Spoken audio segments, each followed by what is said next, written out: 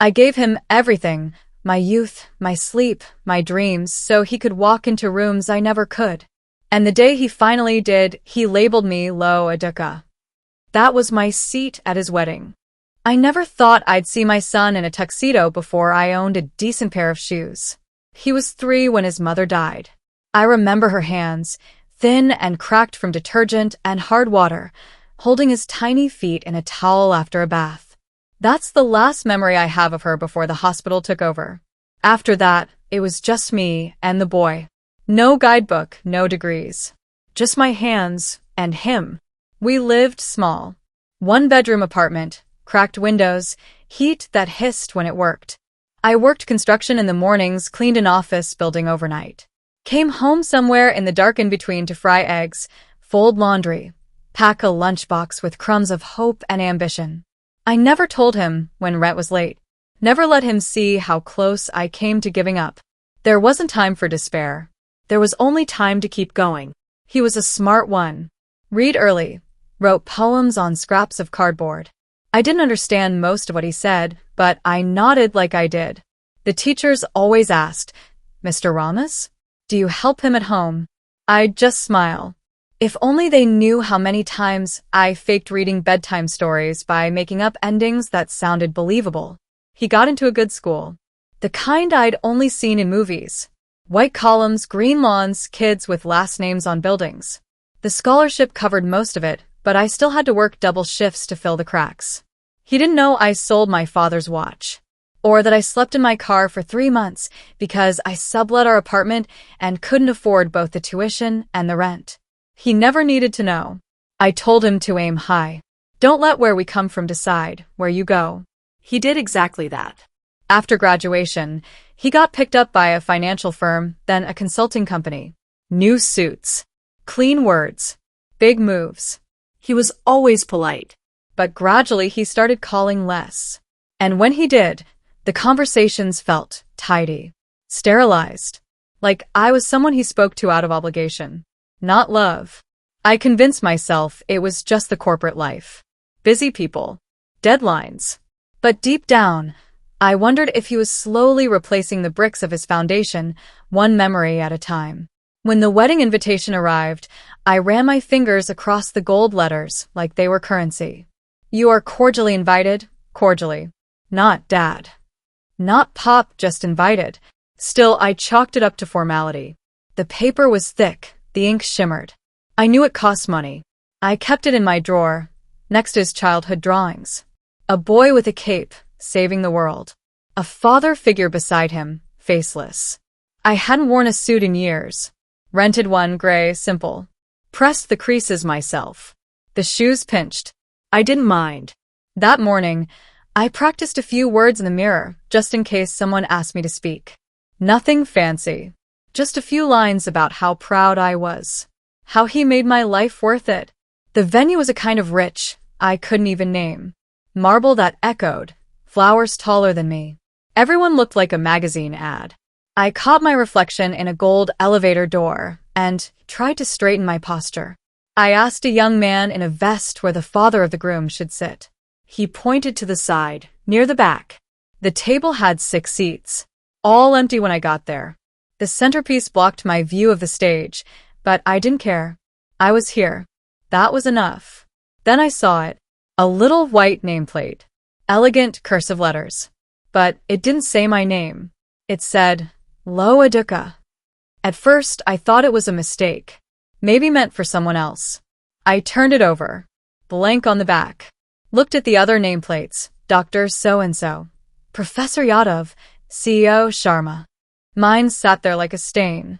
I looked around. No one noticed. The music played, people laughed. I ran my fingers over the letters again. Low Educa. Not even low education. Just Low Educa.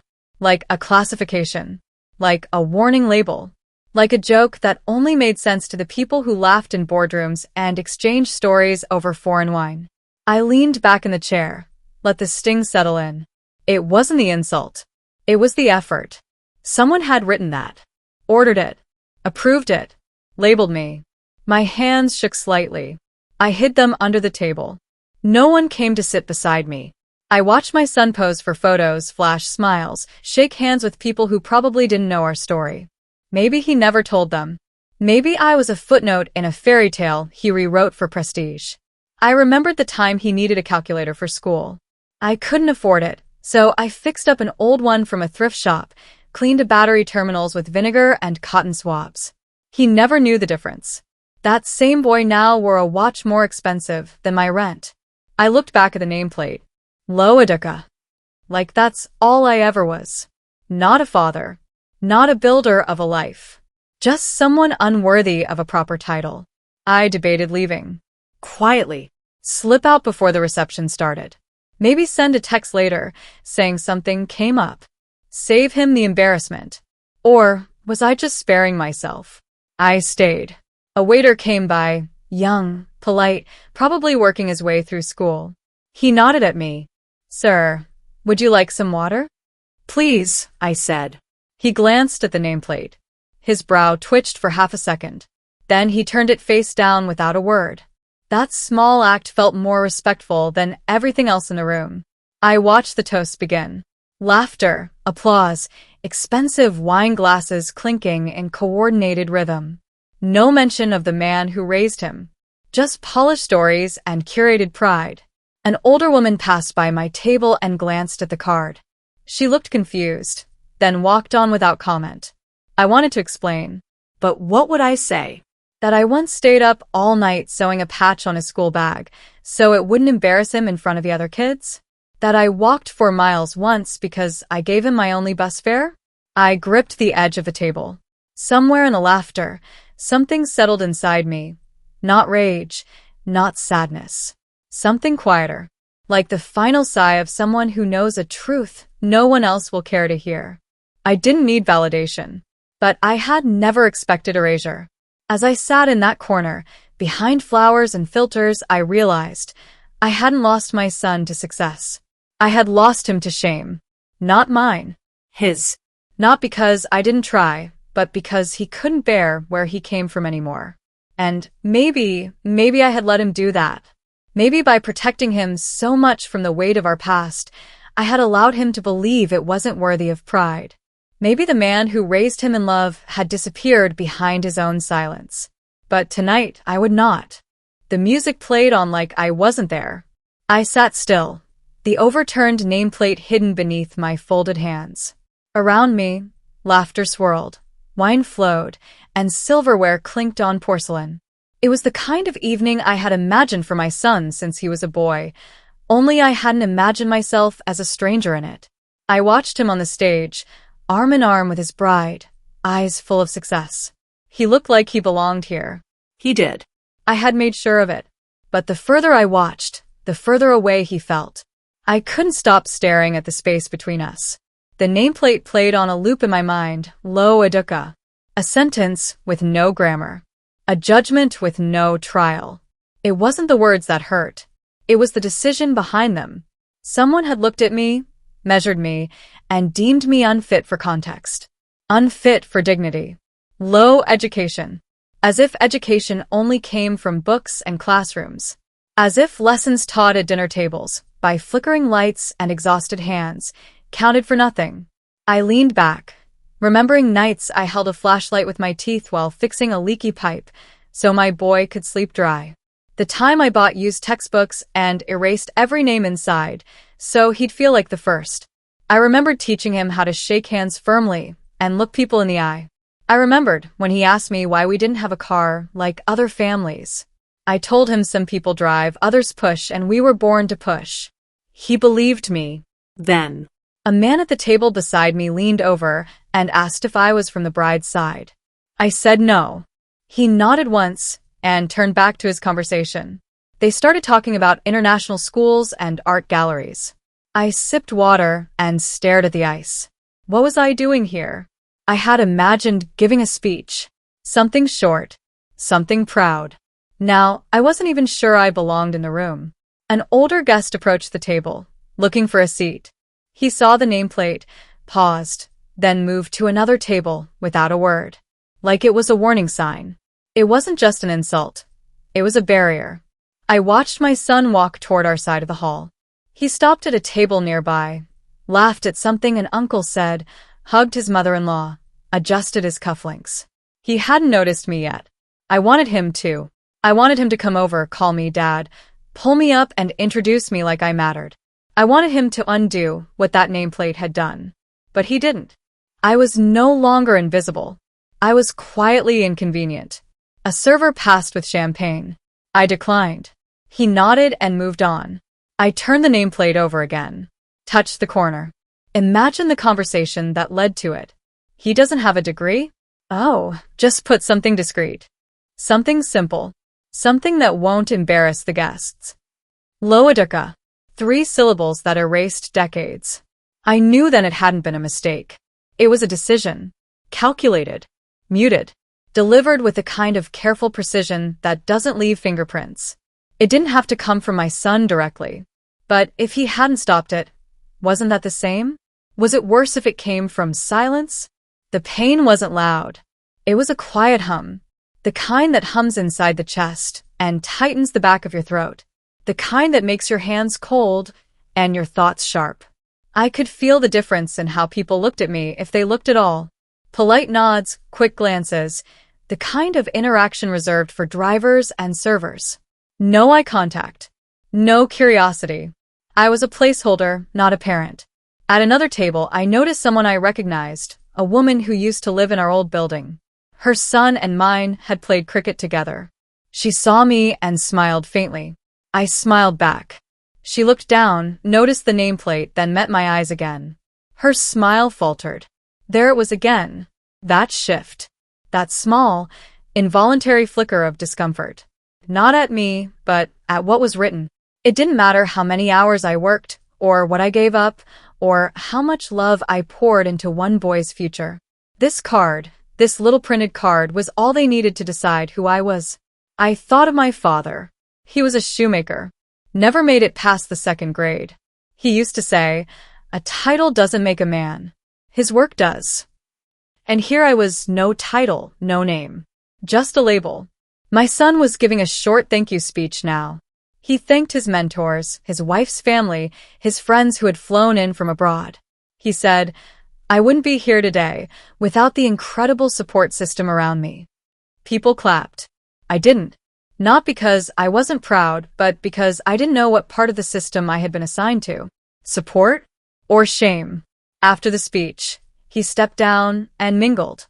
He shook hands like a politician, smiled for the camera, kissed cheeks. He walked past my table, and for a moment, I thought he might stop. He didn't. I felt the sting rise again, not because he was busy, but because he had seen me and chosen not to act. I remembered how he used to run into my arms after school, waving test papers and hand-drawn cards. "You're the best, Dad," he'd shout. I remembered those words, repeated over years, on birthdays and small victories. And yet, tonight, I was an afterthought. An unnamed seat filler. I wasn't ashamed of not going to school. I was ashamed that my son had grown into a man who thought it mattered more than the lessons I gave him. A waiter came back to refill the water.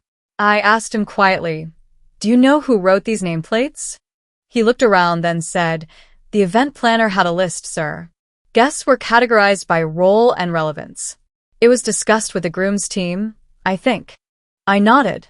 That word, categorized. It echoed louder than the music. Role. Relevance. I thought of all the roles I had played: father, mother, worker, cook, cleaner, tutor, nurse, protector. And yet, here, none of them mattered. Because I didn't fit the scene. Because I hadn't climbed high enough to be named. The irony struck me. I had spent my life making sure my son never felt lesser. And now it was my turn to feel exactly that. I checked my watch. The minute hand barely moved. Time stretched thin in the air. I debated again whether to leave.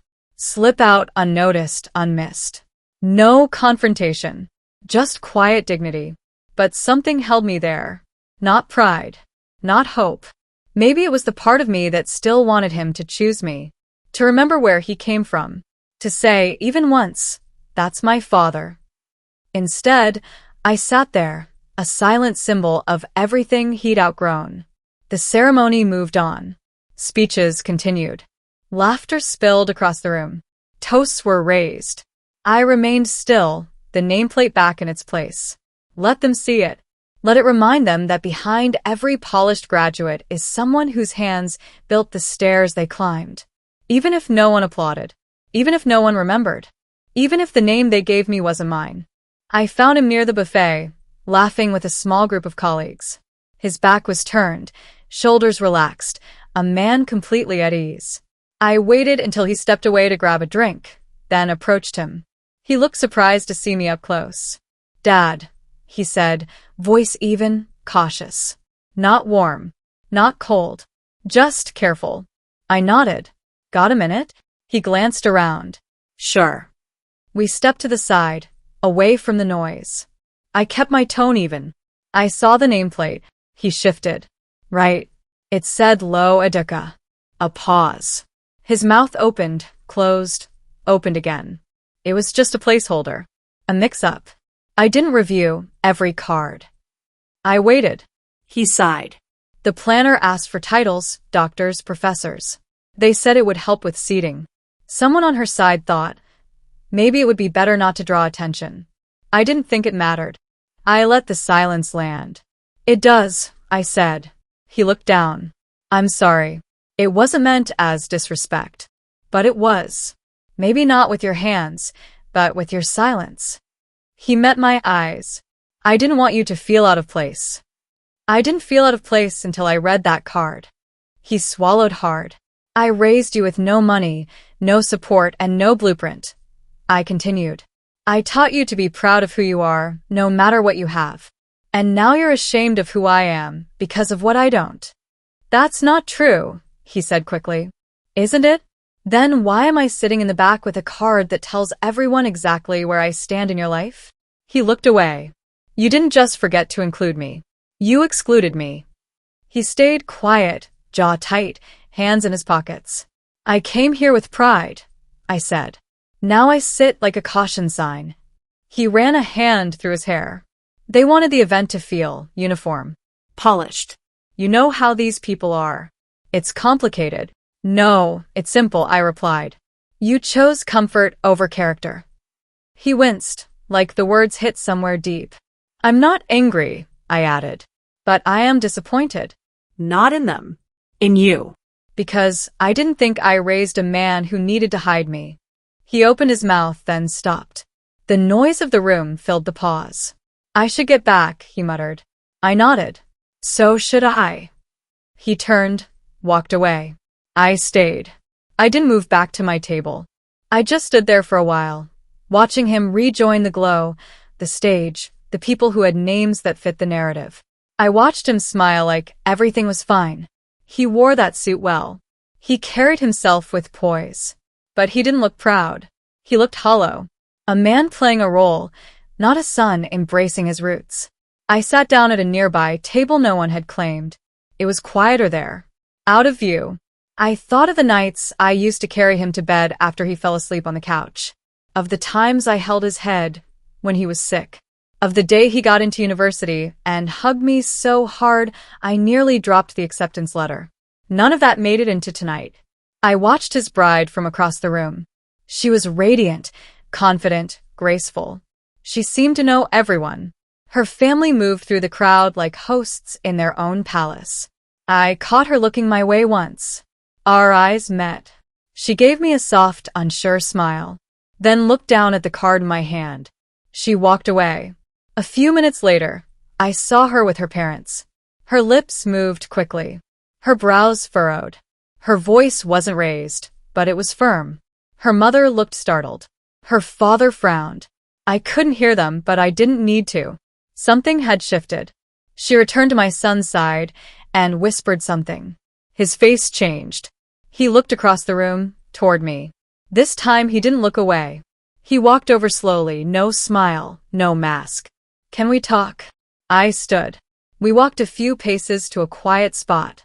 "I messed up," he said. "Not just tonight. Before that. For a while now."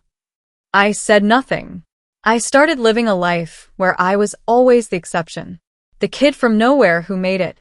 And I didn't realize I was treating you like the part one needed to leave behind. Still, I stayed quiet. I didn't want to be judged by where I came from. So, I tried to polish my story. Cut corners. Hide the hard parts.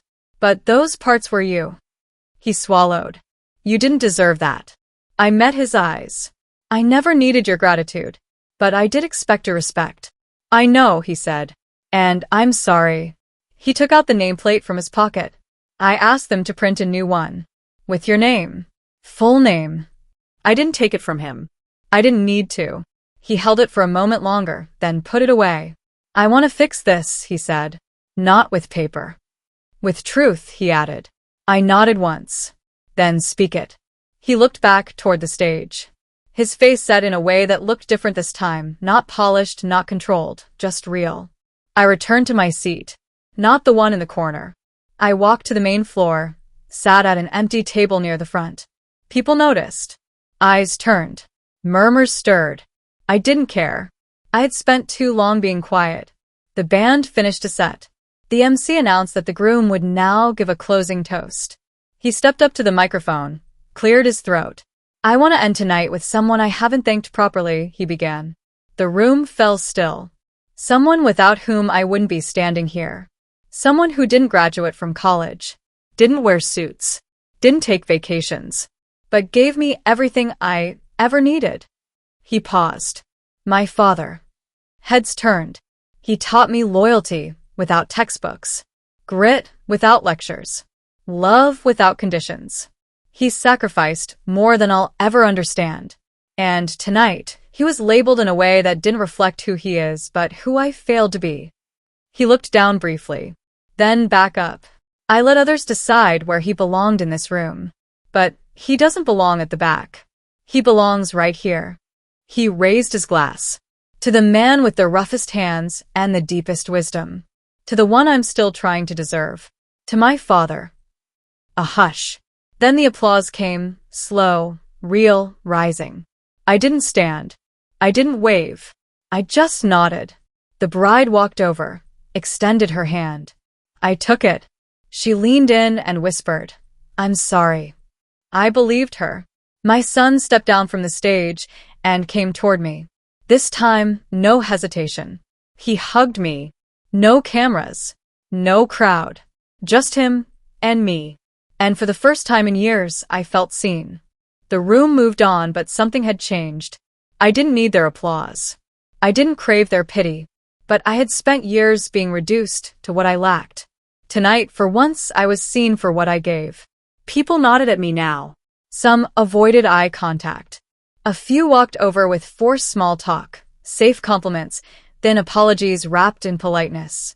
I answered with short nods. I wasn't angry, just done being explained away. I watched my son as he moved through the room again. He looked different, not in appearance but in posture. Lighter almost, no longer trying to keep two worlds from colliding. Maybe because they already had. He approached me again, this time with a plate in his hand. You haven't eaten. I'm fine. Please, he said. Eat with me. I took the plate. We sat. No speeches, no cameras, just silence filled with shared history. He didn't try to fill it with words. That was enough. His bride joined us. She brought me a cup of tea. I don't know if you like this kind. I took it. Thank you. She sat beside him and placed a hand gently on his. Her fingers curled around his like roots finding ground. She didn't need to say anything either. The night grew quieter. One by one, people began to leave. I stayed seated, watching the lights dim, the music soften. My son stood beside me again. I'm not going to pretend a speech fixes everything. It's not about fixing, I said. It's about recognizing. I've been building a life that looked right on paper. Tonight, I realized it didn't include the one person who built me. I nodded. He looked like he wanted to say more, but stopped himself. Instead, he reached into his pocket and handed me a small, folded note. For when you're alone. I put it in my jacket. Outside, the air had turned cool. I didn't wait for a ride. I preferred walking. The streets were empty. Quiet. My shoes clicked gently on the pavement. I passed a restaurant where we used to share tea when he was little. We'd split one samosa between us, and I'd let him finish the sauce. He used to ask questions about everything, the stars, the buses, why some people had more. I always gave him answers I thought he needed, even if I didn't have them. He'd said once, "I'm going to buy you a big house someday." I told him I didn't need a big house. I needed him to remember who he was. Tonight, I think he finally did. At home, I sat by the window and unfolded the note. It was short. No dramatic confessions. Just a few lines, scribbled quickly. "Dad, the weight of your sacrifices is something I'll never repay. But I want you to know, I carry them now proudly. I'm not ashamed anymore. I'm grateful. You gave me your whole life. I see that now." I folded the note again and held it between my hands. There were no pictures of me at the wedding. None that I saw, at least. I wasn't part of the slideshows or the program booklet. But I was part of the turning point. Not because I made a scene, but because I didn't let the moment pass unspoken. Respect isn't owed by default. But neither is it a gift you bury under expensive lights and edited stories. He's his own man now. Married, respected, on his way to more than I ever imagined. But tonight, for the first time in years, I felt like I was part of his story again. Not the origin, not the background, but part of the core. It's easy to erase the hands that raised you when they're calloused and quiet. Harder when those hands reach out and hold you accountable. The world will keep measuring people by degrees, by polish, by prestige. But some of us are measured in silence. In what we endured. In what we gave without ever writing it down. I don't have framed diplomas. I don't have a retirement plan or a savings account. But I have a son who remembered me before it was too late. And for a man like me, that's enough. That night, I didn't cry. I didn't pore over memories or rewrite anything in my head. I just sat in the dark, listening to the soft creak of the old fan, holding the note, feeling something settle quietly inside me. For years, I carried the fear that my story wouldn't matter in the end, that I'd live and die in the footnotes of someone else's success. But now I know, sometimes a nameplate is just paper, and sometimes a small truth spoken aloud can outlast a lifetime of silence. Tomorrow, the world will go on. People will forget the speech. The lights will be taken down. The nameplate will be thrown away. But that note will stay with me. Folded. Pressed. Remembered. Not because it said anything grand, but because it said what needed to be said. He saw me. And finally I saw him.